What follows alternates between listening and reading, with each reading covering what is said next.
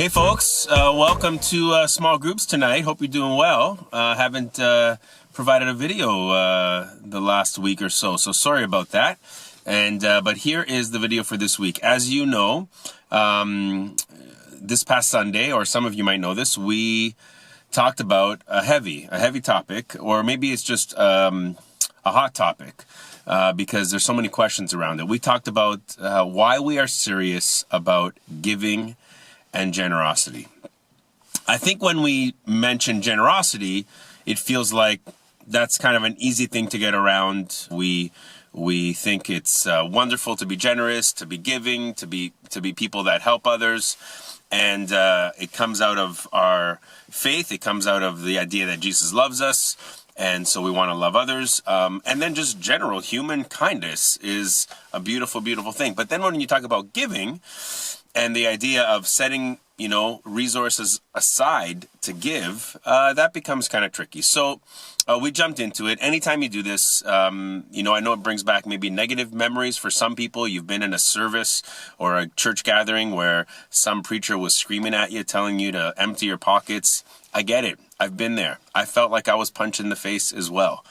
But I don't want those negative experiences or those negative ideas to hinder, what giving can be in my life or in your life. So just a couple of things. First of all, that illusion or that myth or that mysterious number of 10%, right? You've heard it around some church circles. Is it a figure that we need to abide by? Is it something that we should follow? Is it just a number in the Old Testament and scrap it because we are New Testament people? Where a little background, if you read your notes this week, you'll get a bit more of a clear picture. But the Old Testament talks about that. It talks about setting aside 10% of everything that you have to give back to God, essentially.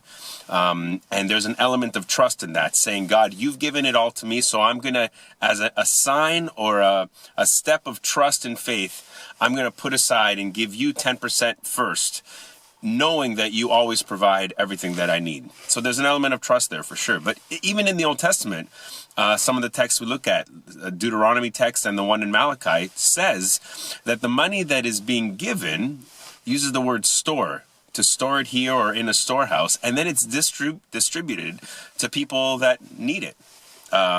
People that don't have income, the poor, the fatherless, the orphan, the widow, that sort of thing. So there is an element, both a social element to help people, and especially a trust element, because giving reflects our trust in God.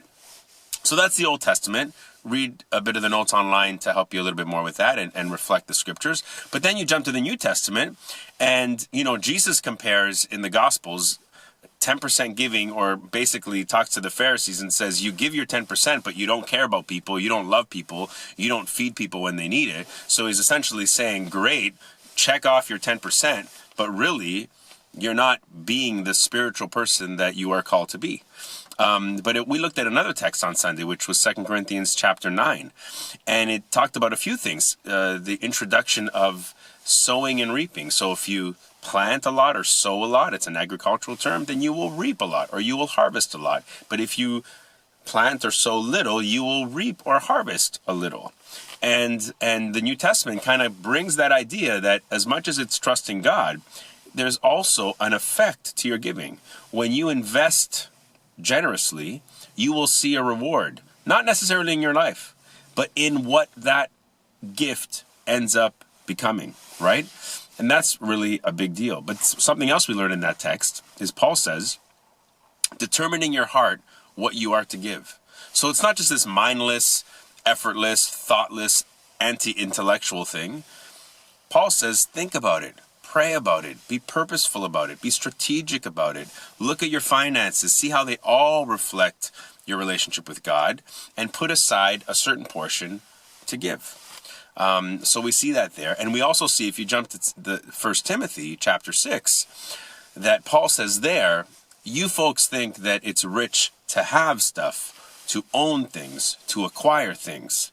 But I want to tell you, Paul says, that you are rich in how you give, in how you share, in how you love, in how you spread out the things that you have so others can benefit from it. That is true richness. So those are some of the ways that we addressed giving this week.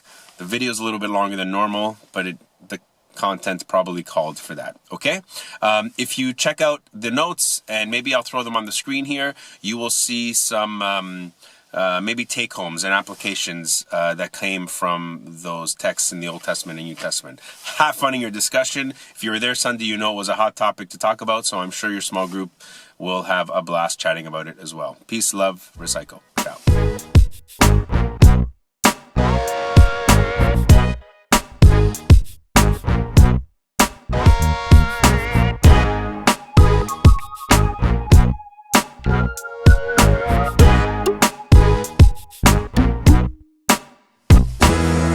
All right, everybody. Oh, look at this. Oops, back.